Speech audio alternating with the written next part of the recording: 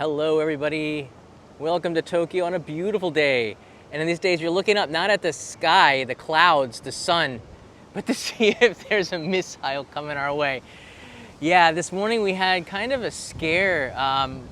For those that were living in Aomori or up in Hokkaido, you got a notification on your smartphone saying that there was another missile going over the country. It looked like this. So this is what it would look like. It said that at 7:27 a missile was launched and came from North Korea, and it's like a J alert they call it, or part of the special notification system on smartphones. There are a bunch of other alerts. Here's another one that came in from another user. This is from Twitter, and these notifications scare the crap out of you, to be honest. Yeah, they come when there are earthquakes usually. But when it comes to a missile and you wake up, and this is probably what woke people up in the morning, and then you look at the phone, you're like, you probably jump out of bed and you start looking up at the sky. But this is the second time in the last 5 years that an ICBM was launched over Japan. The last one was in 2017. It went over Japan and landed harmlessly in the Pacific. Maybe a couple of fish might have gotten injured or killed, I don't know. But I wanted to give you an idea of what I'm feeling, how the mood of the people, what the news is saying here in Japan, and should you be concerned if you visit Japan about a missile attack from North Korea.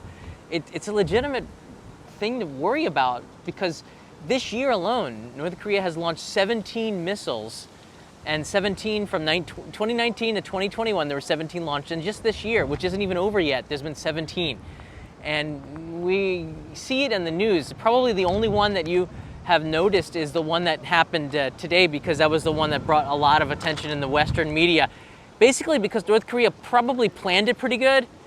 The missile was launched at 7:20 about in the morning, which is 6 p.m. in the East Coast of the United States, timed perfectly for the evening news.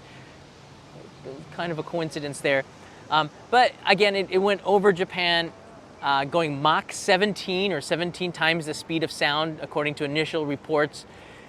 It was probably over before we even got the notification, but it also went up pretty high, about 602 miles into the air, I think, 960 kilometers, which is pretty high too, evading possible missile defenses. I don't know anything about this, except that it does freak me out a little bit. And each time one of these happens, and the last time I was in Hokkaido, people were still talking about it with me, about how they were worried about it, especially in Nemuro, which is the easternmost city in Japan. They're pretty worried about that kind of stuff. And that's not striking too far away from Russia as well, if you're getting to that side of it, to be honest with you. Here's where the missile went. Just point it out to you. You can see there's North Korea, and there's Japan, and that's Hokkaido and Aomori. And when North Korea typically will launch something like this, it'll go in this direction. So it's not very close to Tokyo. And again, I got phone calls and notifications, messages from people on social media asking me if I was okay. I live here in Tokyo. And yeah, I'm fine. And thank you for worrying about me. But we're okay. The missile usually goes up in this direction. If it came over Tokyo, that's a completely different thing. Imagine like all the millions of people here getting announcements that there's something incoming. How crazy would that be? We're getting images on the news about what do these missiles look like, and they keep getting bigger and bigger, and that's something that scares the crap out of me. Hold on a second, I got a picture of it. So there's a graph in the New York Times, I believe, that shows what was launched this was launched our way. So you can see we have, like gradually larger missiles, and then we have like these ICBMs, intercontinental ballistic missiles. Like, I thought that this time was over. You can print this out too. I think it's from the New York Times. The Hwasong 17 is pretty massive. The 12 is what they launched in 2017, 5 years ago, and now you can see they got a pretty crazy range now on these. Nodong, Michael, I don't know if that was the name of it. That's from the BBC. Okay, it was either the BBC or the New York Times. I can't remember. Like, I'm researching this because I'm pretty concerned about it. The thing is, a lot of the missiles this year, they didn't actually enter into the Japan Economic EEZ, the Exclusive Economic Zone is what it's called. And you can see here, there's a line between North Korea, that's sorry, right there, the top one. South Korea is, of course, in the south. And there's Japan. So we're not very far away from it. Everything on this side of the line is Japan, or Japan zone. Most of the missiles this year, I believe, were landing on that side of the ocean, the Sea of Japan. They call it the EC in Korea. I don't even want to get involved in that disagreement. But I just go with what the United Nations call it. It's called the Sea of Japan. So there you go. I got a bunch of other stuff I want to show you here. It's like show and tell. But for trying to get your head around what it feels like here in Japan, it's worrying. It's worrying. And I remember whenever I hear a loud noise, I think it was about, it was not that far after the 2017 launch. I was living in a different place, and we had a really loud bang nearby. And my initial reaction was that I thought it was possibly a missile that had landed from North Korea. So it does kind of psychologically mess around with you and make you think that perhaps, like, it could happen, especially in the times that we live at right now. Right now in Japan, you can look around. People are pretty relaxed. It's not anything anyone's worrying about anymore.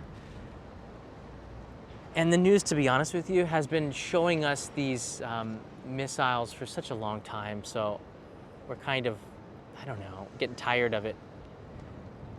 There's not a lot that Japan can do either. You can't shoot them down, right? Sean M. writes in here, I remember being on a plane on the way to Tokyo back in 2017 and reading about it on Wi-Fi.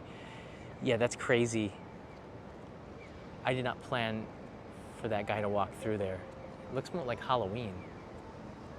No, why? Don't know what he's doing here. And Broadcast Studio, thank you. It's very concerning. What's that guy doing? I don't know.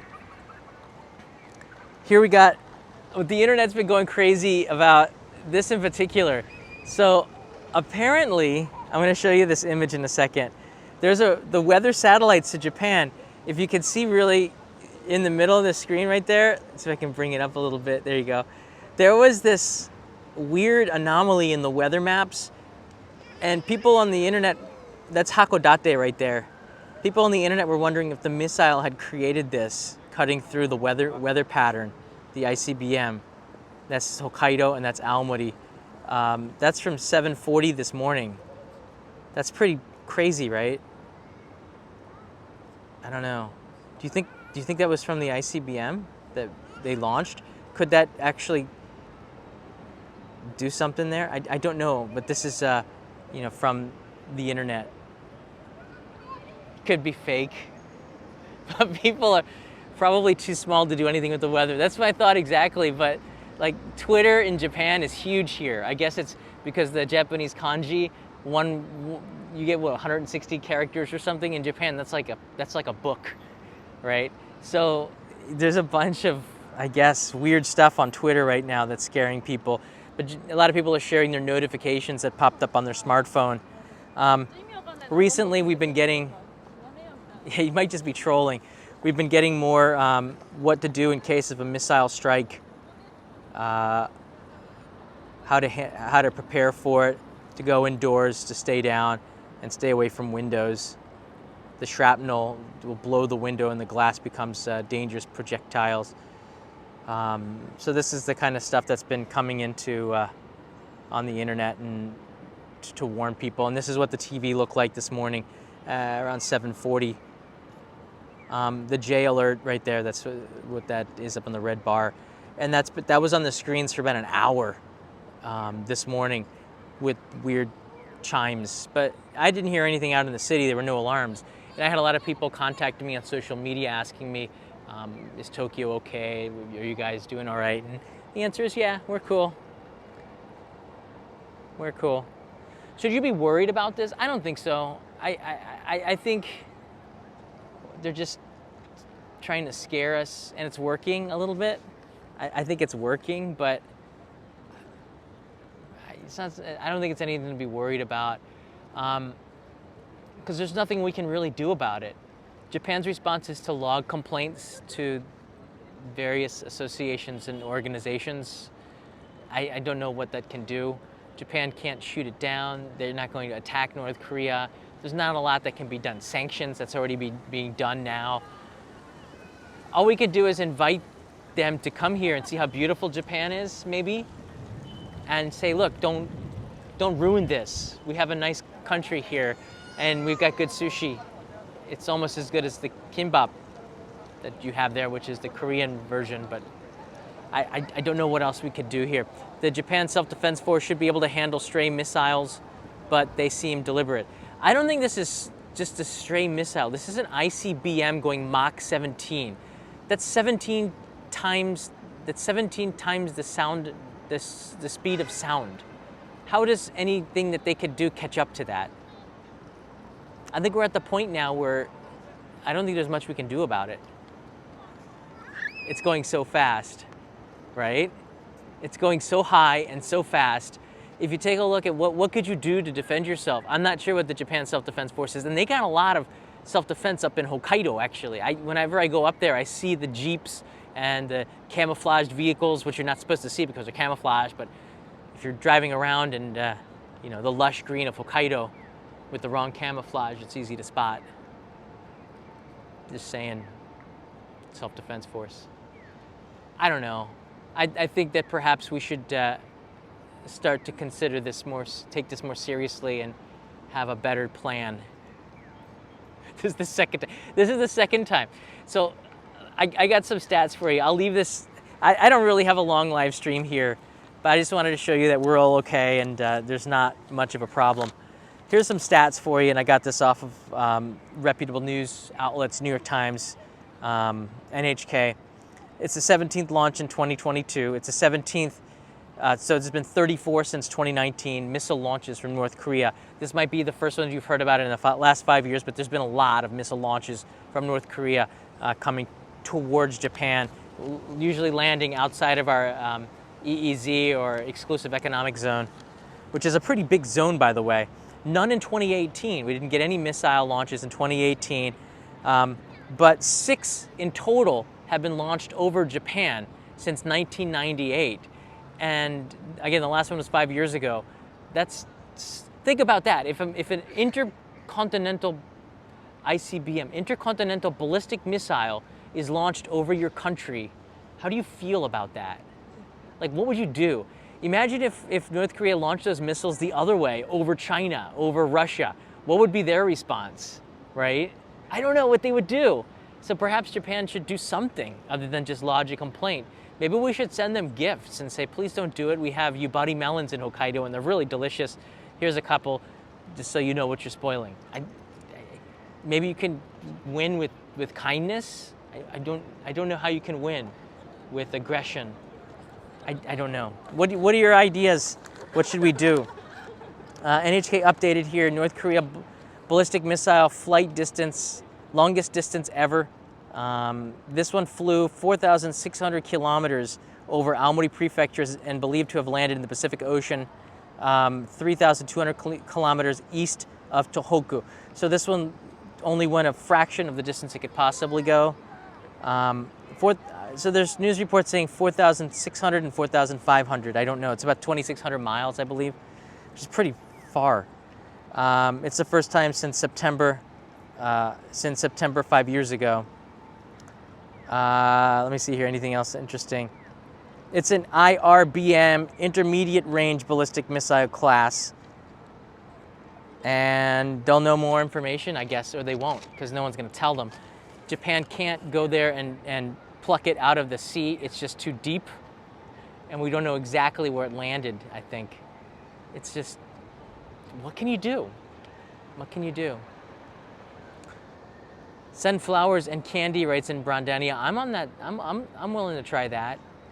You send them Dennis Rodman. I think the flowers and candy he brings might not be the same ones that you're suggesting, though. It's nice to see Brandania here. I don't know. But my feeling is that there's not a lot we could do. I see the launches. I kind of just, I don't know, ignore them now because there's not much we can do unless they're coming to Tokyo, and usually they're launched before. The scary thing is not that the missiles launched, it's coming from North Korea, and they don't have a very, like, accuracy is something that worries me the most. How accurate is it? I guess when we first started getting news that North Korea was launching missiles, especially when I first got here in '98, we started to wonder, how accurate are these missiles? I mean, we remember the Scud missiles that, like, Iraq was launching or something. You remember those, the Scuds? They were so inaccurate. They were hitting, like, locations within their own country or something. I can't remember. But that was just like, North Korea, how accurate could these things? This can go totally wrong and actually hit Japan, right? So that's the worry, that their scientists and their technology is so bad that it's going to hit the country and miss their target. And so far, that has not been the case, luckily. We need what I say, bring in Will Smith for a slap, writes in Ron M. Gosh. Isn't he the one that slapped the aliens at the end of Independence Day? Not sure that would be the right person. What's going on over there?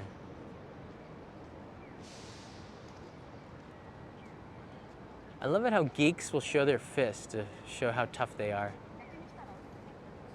It's true.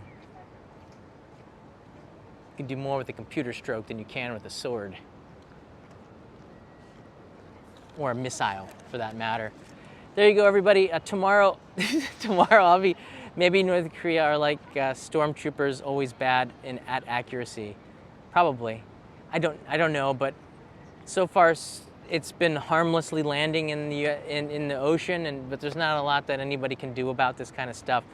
The news has been showing some images of which missile it was, but nobody's been able to confirm that either.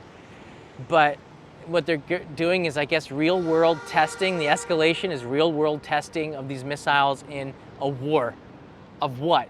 Nobody really wants to have a war with North Korea, but they just want respect, I guess. I don't know. But we don't like their missiles, and they can keep them. Why don't they just do, like, launches digitally? Apple can come up, or Google can come up with some sort of augmented reality. Maybe for them, just for them. I don't know. Let's save us all. All right.